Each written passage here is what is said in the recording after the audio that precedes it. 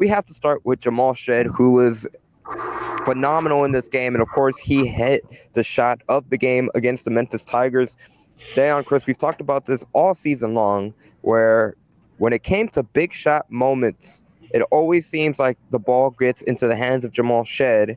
And that's not a coincidence. After the game, Jamal Shead talked about how Coach Sampson has told him he wants the ball in Jamal Shead's hands in late game situations. And today we exactly saw why. Now, we're going to get into the clip later in the show, but when Jamal Shead talked about what was going through his mind in the final seconds, he referenced the Wisconsin game from a season ago. He always references late game situations. That really was a pivotal key point in his career when it comes to late game execution. He talked about he looked across he scanned the entire court, checked to see if Jarvis was open, checked to see if Marcus was open, saw time was winding down, and then he raised for the shot, and he hit it. I mean, who wants to take it first? What a crazy of a game it was for Jamal Shead.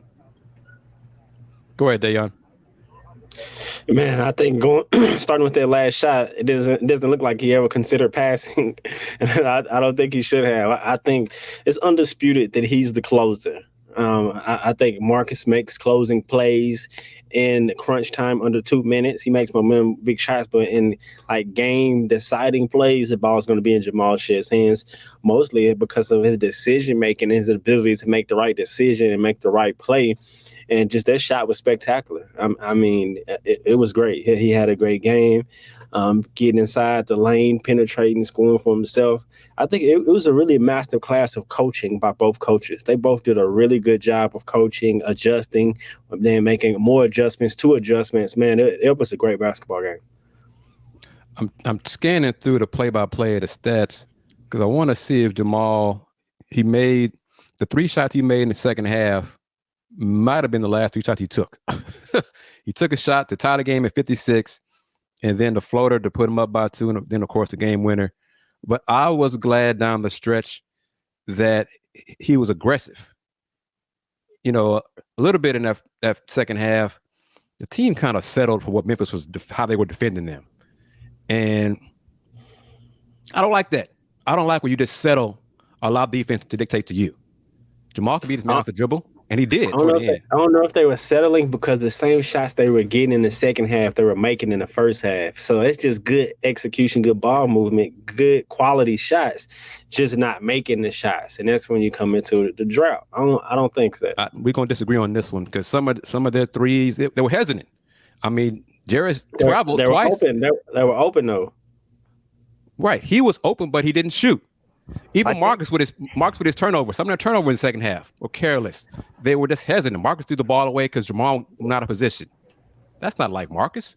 That turnover down the stretch after the timeout when they got stuck in the corner there at the half court line. That's not like Marcus. You know, and everybody who was at the game media-wise, Andy, I'm not sure where you're sitting, Matt Musil for sure said he heard Kelvin Sampson call a timeout and the ref did not give it to him. So that's an issue there because Marcus was stuck. Right there in the corner, he was stuck, and I'm sure somebody called timeout. Ref didn't give it to him. Then Marcus did a lob pass, and Jarris lost the ball out of bounds. So turnovers in the second half, some of them really uncharacteristic. Marcus had 4, Jarris had 4. Memphis played good defense to a point, just like the Coogs. I mean, a lot of zone defense from both teams in the second half, which is surprising because both teams hang their hat on man-to-man a lot. But down the stretch, you saw Kendrick make plays for his team.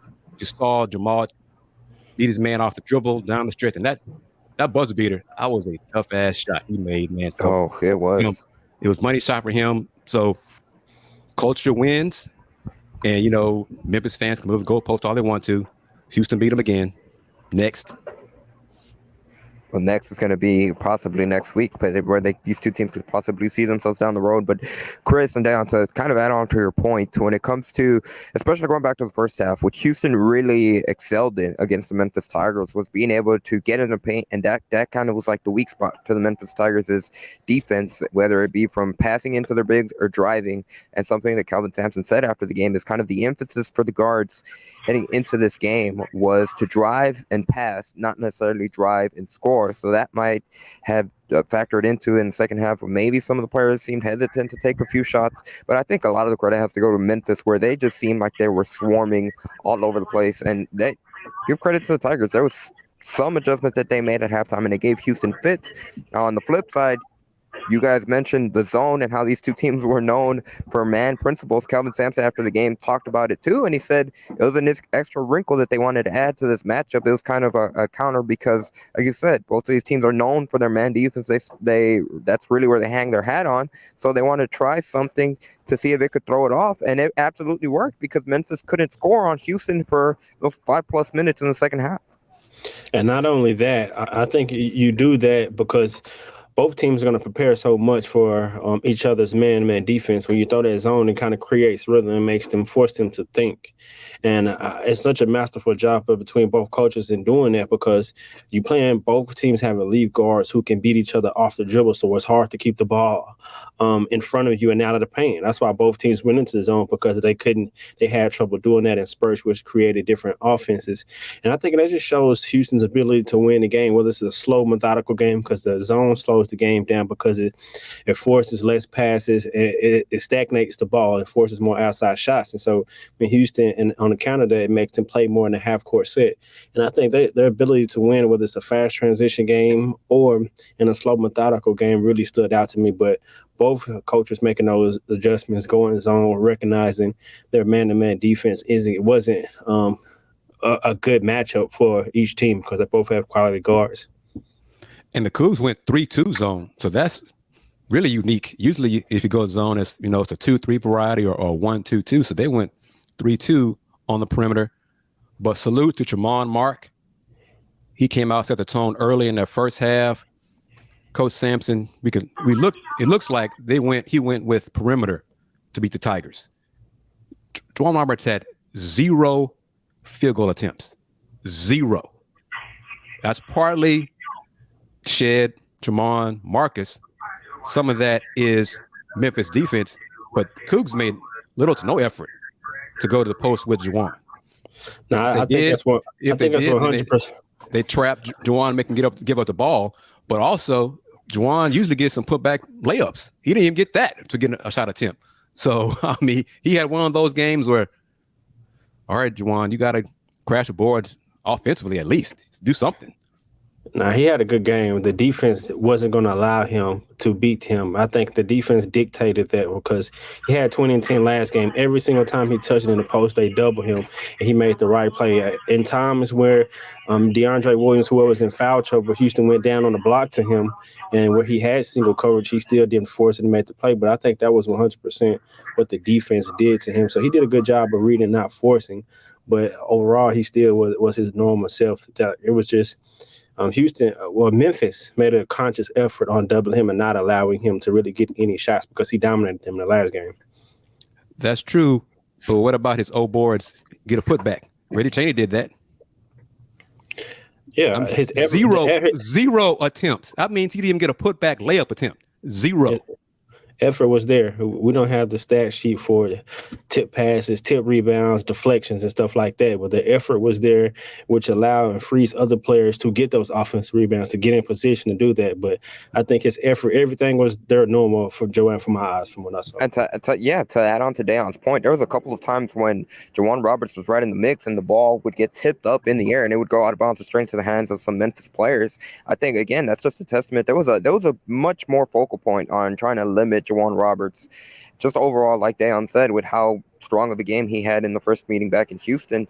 But I wouldn't say it was from a lack of effort. It was just one of those times where he could have gotten some offensive boards. There was a couple times where he was fouled on being able to get a rebound, and it wouldn't count too. So I get your point, Chris, but I tend to agree more with Dayon. Okay, I don't mind. Y'all can disagree, but once again, he had 0 field goal attempts. 0. A tip in counts as 1. He had 0. You guys know me. I love throwing the ball down low. I love getting double teamed in the post. But he had not even 1 tip in for an attempt. 0. How rare is that? But it also goes to this. He's come so far in his development that Memphis double teamed him, triple teamed him, and made him give up the ball. Who would have thought that just the start of this season that he'd have been a focal point that much to take him out of the game like that? Yeah, speaking of start, I think Tremont got Houston out to a great start. He started the game so well in such a good rhythm. And what was the difference? Like early on in previous games, he would take a wide open three in which he didn't take a three, which he could have. He drove in, got his first bucket, then got a deflection, got a steal, and everything he got offensively was in the flow of the offense outside a couple shots. I just think in the second half, him and Jamal both could have been a little bit more aggressive during Memphis's run. I mean, credit Memphis, but at the same time, I still think in the second half he could have been just a tad bit more aggressive, not even looking to score, but just playmaking and just being aggressive, attacking the basket. But I think in the first half, he played lights out. I mean, he hit the three. And the first half, really, all of our guards played well and played well off each other. I think when they move the ball and don't have to go one-on-one and everyone's getting rhythm shots, quality shots, it makes Houston such a good team. And Tremont, he just did a great job in that first half. Defensively, he was everywhere, steals, block shots. He just really, really got the team off to a good start.